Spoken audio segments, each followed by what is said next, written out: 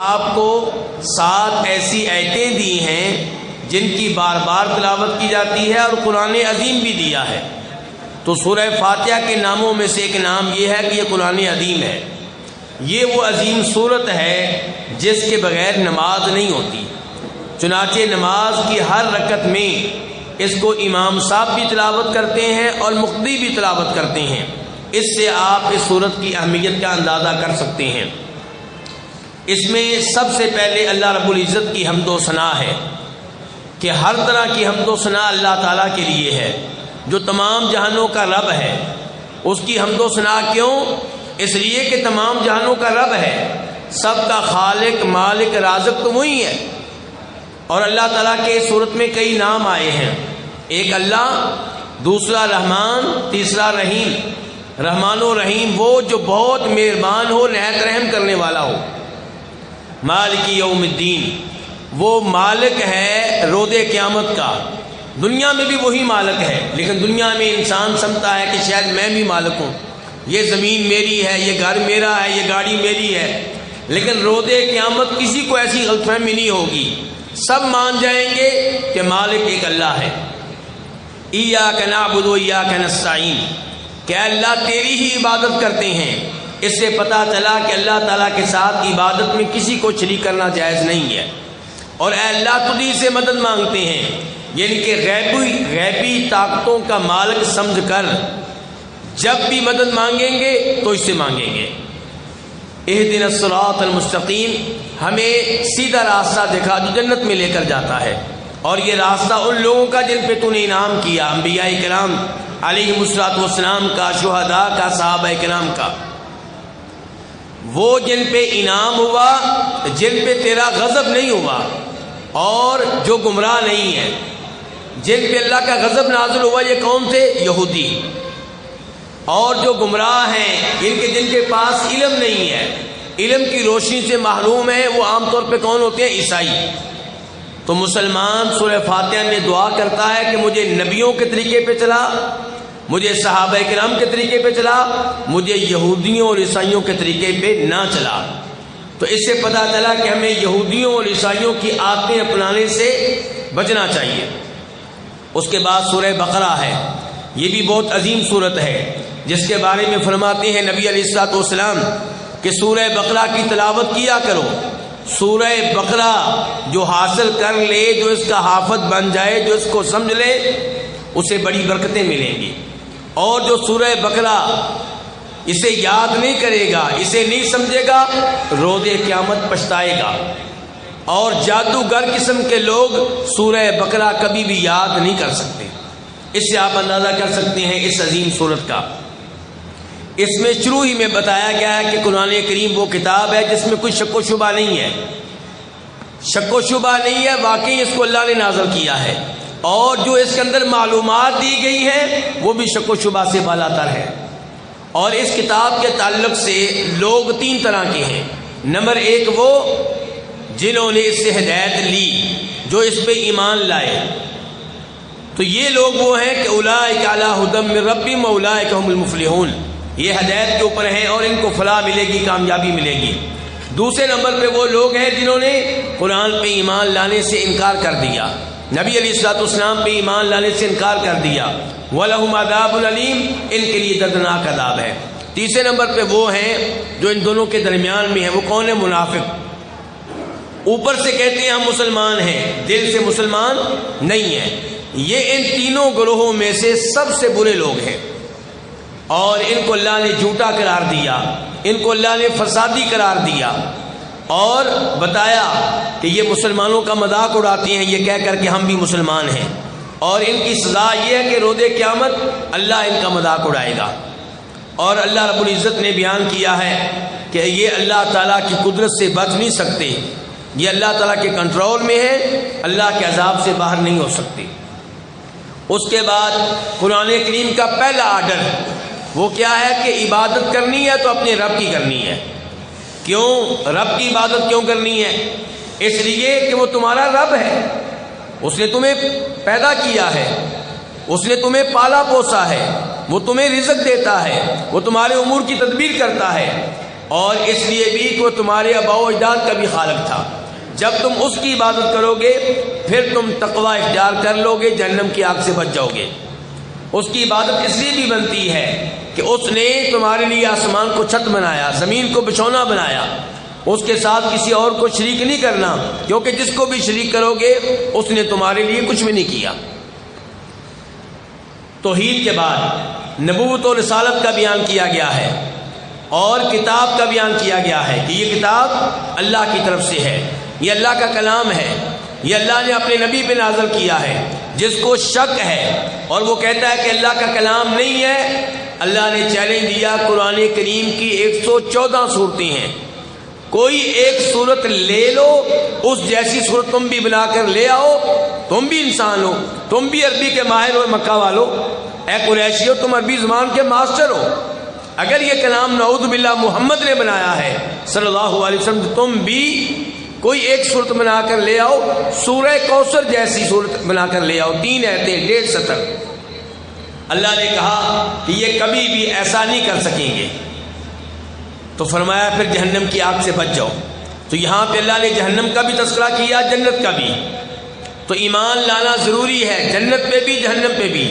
جہنم ملے، جہنم ان کے لیے جو کفر کریں، اللہ پہ ایمان نہ لائیں، قرآن پہ ایمان نہ لائیں، یا اللہ کے نبی پہ ایمان نہ لائیں، یا آخرت پہ ایمان نہ لائیں، یا تقدیر پہ ایمان نہ لائیں۔ اور جنت ان کے لیے جو ایمان لائیں اور نیک اعمال بجا لائیں، اور یہ لوگ جنت میں ہمیشہ ہمیشہ رہیں گے۔ اس کے بعد اللہ تعالی نے کہا کہ میں قرآن کریم میں طرح طرح کی مثالیں بیان کرتا ہوں بات سمجھانے کے لیے، کبھی مچھر کی، کبھی مکھی کی، تو اس کے اوپر اعتراض کرنے کی ضرورت نہیں ہے، میری مرضی، میں جس چیز کی چاہوں مثال بیان کروں۔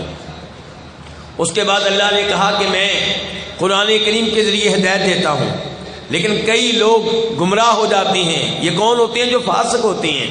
فاسق کون ہے؟ جو اللہ کے عہد کو توڑتے ہیں، توحید کے وعدے پہ پورا نہیں اترتے، اور جو رشتہ داریاں توڑتے ہیں، یہ لوگ جو ہیں یہ فاسق ہیں اور یہ زمین میں فساد کرتے ہیں، یہ قرآن کریم سے ہدایت حاصل نہیں کر سکتے۔ اس کے بعد اللہ نے بیان کیا کہ تم اللہ کا انکار کیسے کرتے ہو، تم کیسے کہتے ہو کہ میں اللہ کو نہیں مانتا، میں اللہ پہ ایمان نہیں لاتا، جبکہ اللہ نے تمہیں پیدا کیا، وہی تمہیں موت دے گا، وہی تمہیں دوبارہ زندہ کرے گا۔ اللہ تو وہ ہے جس نے زمین پہ موجود ہر مخلوق تمہاری خاطر بنائی ہے، یہ جانور تمہاری خاطر، یہ پرندے تمہاری خاطر، یہ آسمان تمہاری خاطر، یہ زمین تمہاری خاطر، یہ پانی تمہاری خاطر۔ اس کے بعد اللہ نے بیان کیا کہ میں نے زمین کو پیدا کیا اور پھر میں نے آسمان بنائے۔ کتنے آسمان؟ 7 آسمان بنانے کے بعد اللہ رب العزت عرش کے اوپر چلے گئے۔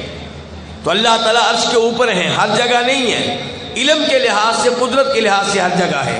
وَهُوَ بِكُلِّ شَيْءٍ عَلِيمٌ، علم کے لحاظ سے ہر چیز اللہ تعالیٰ کے علم میں ہے، اللہ کے علم سے باہر نہیں ہے۔ اس کے بعد اللہ نے بیان کیا کہ آدم علیہ السلام کو میں نے پیدا کیا، فرشتوں کو بتایا تو فرشتوں نے اس پہ اعتراض کیا کہ یا اللہ ان کو تو پیدا کرے گا تو زمین میں فساد کریں گے۔ تو اللہ تعالی نے کہا کہ تم وہ نہیں جانتے جو میں جانتا ہوں۔ فرشتوں نے یہ بھی کہا تھا کہ یا اللہ ان کو تو کیوں پیدا کرے گا، ہم تیری تسبیح بھی بیان کرتے ہیں، تیری حمد و ثنا بھی بیان کرتے ہیں۔ تو اللہ نے آدم علیہ السلام کے فضائل بیان کیے۔ ایک تو ان کے پاس کئی ایسی چیزوں کا علم ہے جن چیزوں کا علم فرشتوں کے پاس بھی نہیں ہے۔ دوسرے نمبر پہ وہ اتنے عظیم ہیں کہ اللہ نے فرشتوں سے کہا کہ تم آدم علیہ السلام کو سجدہ کرو۔ تیسرے نمبر پہ اللہ نے ان کو جنت میں رہائش دی۔ اس سے آدم علیہ السلام کے فضائل کا علم ہوتا ہے۔ لیکن آدم علیہ السلام سے یہ کہا گیا تھا کہ جنت میں اس درخت کے قریب نہیں جانا، چلے گئے تو جنت سے محروم کر دیے گئے۔ تنبیہ ہے میرے لیے اور آپ کے لیے، اللہ کی نافرمانی کریں گے، اللہ کی بات نہیں مانیں گے تو کبھی کامیابی حاصل نہیں کر سکتے۔